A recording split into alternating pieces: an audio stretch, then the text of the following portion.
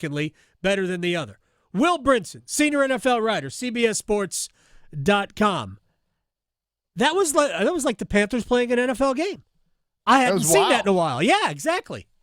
Yeah. Sorry for running late. My computer's being extremely slow. It's acting like Bryce Young in the pocket. Yeah, things went so well. I got my my keep pounding. Look at you. Pound your face shirt. Shout out to John Manning for the dead Panthers combo. Very here. Nice.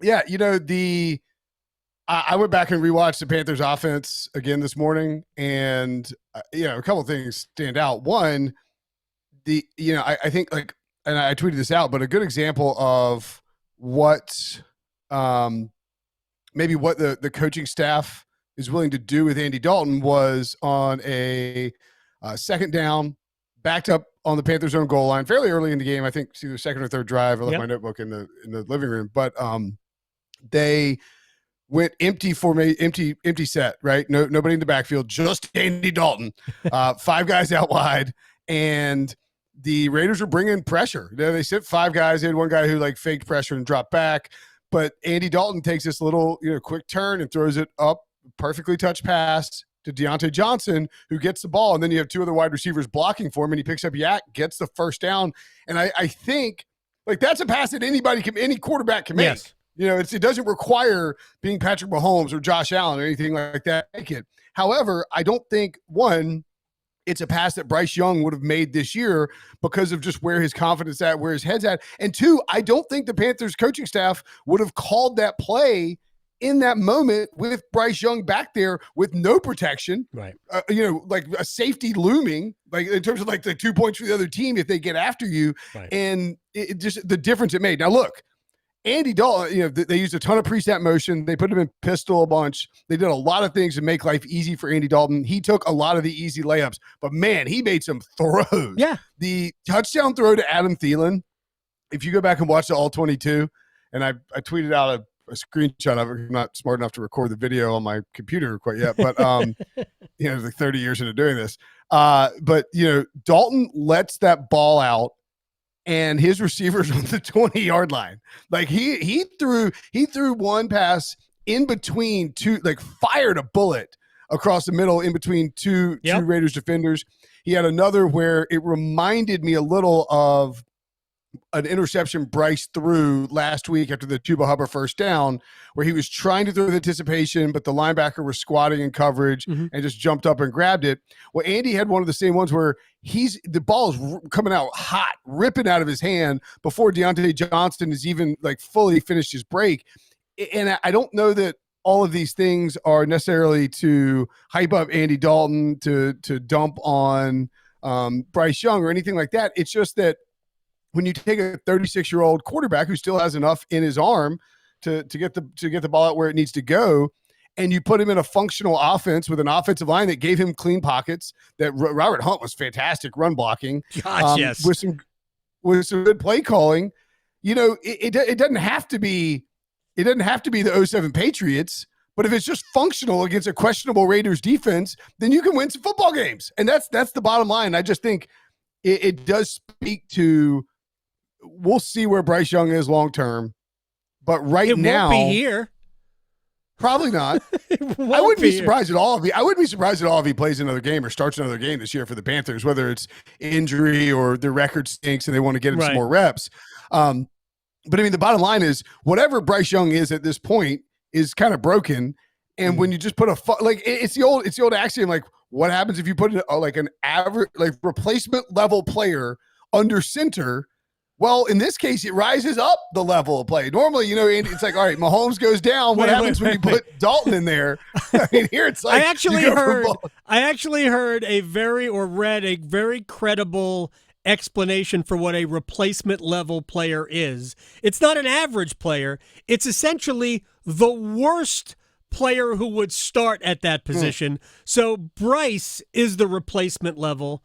Andy Dalton is better than replacement level. Well, right now, Bryce would be the replacement level. The late, great Chris Wessling, who one of my good friends who wrote at NFL .com. It was on the Around the NFL podcast for years, had this thing called the Dalton line. Okay. And it was basically like, if your quarterback's worse than Andy Dalton, you don't have an NFL starter. And if your quarterback's better than Andy Dalton, you've got a guy that you can potentially build around. Now, this is Andy Dalton when he was with the Bengals. Yeah, he's playing at he played at a Pro Bowl level. He was in the MVP talk in 2015. He was fine. Now, having said that, if Andy Dalton is a massive upgrade over your quarterback that you're starting, you've got a bit of a problem on your hands. No question. I do think you can take a couple quick hitters away positive wise. Like Deontay Johnson was awesome, and he left some stuff on the table. Yep. He could have 3 touchdowns. Chuba Hubbard was the man.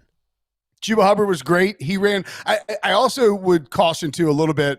Now I'm speaking out of both sides of my mouth here because the Panthers on FanDuel right now are 20-1 to win the division, which I don't think is happening, but that's a huge number considering what we saw. And over the next 2 weeks, like if you want to make, like you want to put $25 on it, do what my boy Newman and I did. You chop it in half. You put $12.50. You do 2 different $12.50 bets. And when the Panthers are like 3-2 and in first place, you cash out one of those bets and you got a free roll for the rest of the season. It's a very good point. That is a very good point. That is called trying to game the system. Will Brinson, senior NFL writer, CBSSports.com. I know I saw Adam Schefter report over the weekend that there are multiple teams interested in trading for Bryce Young. If I were the Panthers and I can rid myself of the obligation, I'd do it, right? But I don't think anybody is offering you. Well, I mean, what do you have to?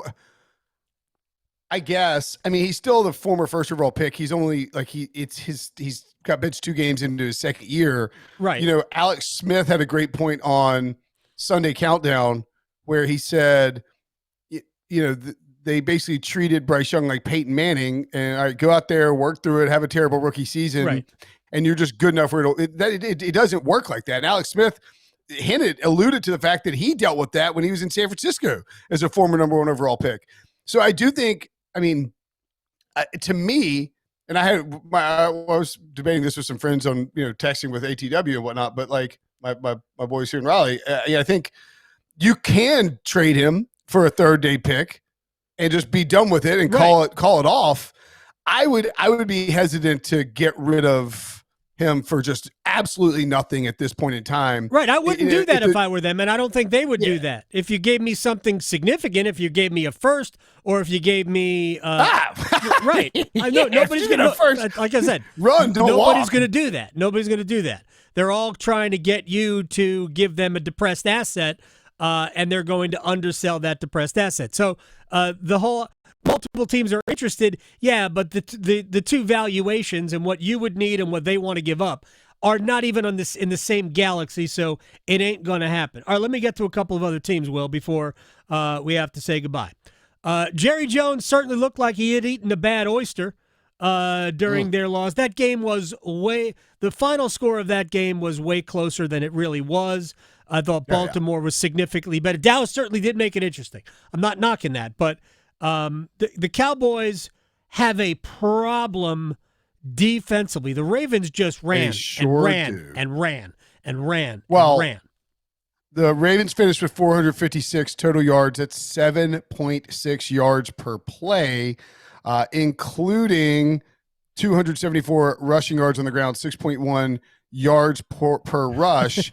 And if you go back to last week and you look at it as well, they gave up 432 yards, 7.7 yards per play, including 190 rushing yards to Alvin Kamara. We've seen the Ravens offensive line not look great through 2 weeks, and they just dominated the Cowboys and ran all over them. The Saints offensive line we didn't think would be great, and they ran all over the Cowboys. If you go back to the beginning of Mike McCarthy's tenure, he hired Mike Nolan, former Niners coach and defensive guy, and their defense was bottom 5 in the league, and they were terrible, and Mike McCarthy was on the hot seat. Dan Quinn comes in, fixes the defense. They play great. They had Micah Parsons. They're a top 5, top 10 defense, depending on which metrics you want to look at, for like 5 straight years, and they win a bunch of games, and then Dan Quinn leaves for Washington, and this defense falls off a cliff. I mean, it's too early to definitively say this is all Dan Quinn, and I do think Mike McCarthy's offense works, but it's not going to work if they're giving up 7.5 yards per play or more every single week. You can't win football games like that, even if you're scoring 30 points or 28 points or whatever the hell they scored against Baltimore. Miami, no Tua, although he can come back after missing 4 games. Skylar Thompson, who I believe is one of those Harlequin romance novel characters, he's hurt. Tim Boyle is the quarterback. Should they be calling Joe Flacco? Yeah, or Bryce Young. I mean, I don't know. Call the Panthers and offer Bryce Young can't help them now, right now, unfortunately for them. Yeah, I mean, they need it. Well, isn't I think Joe Flacco is on the Colts. Oh, is he on the Colts? My fault. Yeah. I just assumed that Joe was going to sit around for 2 months and then bail some team out. No, he saw what Shane Steichen did with Gardner Minshew after Anthony Richardson got hurt and was like, oh, that looks functional, and I don't have to sit behind Deshaun Watson. He wasn't going to sit behind Watson, who, by the way, looks just terrible. Deshaun Watson needs to be benched. Yeah, I don't think the Colts will trade Joe Flacco, mainly because they're 1-2 with the win over the Bears on Sunday, but they nearly made a playoff run with Minshew last year, and I think they would be hesitant to give up their backup quarterback, find themselves in the position Miami's in. But yeah, I mean, the Dolphins could have done themselves a little bit of a bigger favor by beefing up that backup quarterback position, knowing that you have Tua. Right. I mean, Tua was healthy all last year, but it's football. People get hurt, and look, I've seen teams that did not have a backup quarterback. The Jets didn't have one last year at all, and we saw what happened there. All right, finally, Mike Tomlin, all the belly laughs, 3-0. I mean, Justin Fields certainly has not been Pro Bowl worthy, but they are 3-0, and the Steelers are doing Steeler-like things. Yep, I've got a couple tweets in my mentions here on X.com. I haven't even bothered looking at Instagram. That's usually where they get real mean. It's like with the Steelers go to 3-0, and immediately it's like 14 different people want to send me a message on Instagram. I'm like, nah, I'm good. This is halfway there, bozo. With I predicted a 6-11 record. Oh, for the really? Steelers. Did you? Yeah. No, I would never do that. Mike Tomlin is a better than 500 coach. Yeah, I mean, that's just like, yeah, that was the problem with the Steelers fans' reaction. They're like, I mean, we have Mike Tomlin. It's like, he doesn't play football. He's a great coach. Look, credit to the Steelers. They are, they're not out here winning pretty. No. But they don't need it. You don't have to win pretty. It's the NFL. You win 20, go beat the Chargers. We're getting a banged up Justin Herbert 20-10. I think there's a bunch of stats out there about the Steelers and being the first team to 3-0 with like with scoring like 2 offensive touchdowns or something like that. They're not that good. Well, look, we talk about teams that build like this all the time. You can win that way by playing great defense, running the ball, and just trying to win close games. But you make the margin for error a lot tighter. Now, having a good coach like Mike Tomlin makes it a little bit easier. I would guess that the Steelers regress a little bit, and be very interesting to see. What are you making that face for? No, I'm with you. I'm with you. I think the Steelers are basically. We have to go here, but I think the Steelers are basically a 10-win team, and they're off to a 3-0 start. But by the way, tonight the Bengals. You know that they are 1-9 in the first 2 weeks of the season with Joe Burrow. That's insane. They're 3-0-1. 3-0-1 in week 3. Esprit de Corps needs them for Survivor tonight in a bad way. So go Bengals. Well, they should beat the Commandos. Will Brinson, senior NFL writer, CBSSports.com. I appreciate your time, my man. I will talk to you later.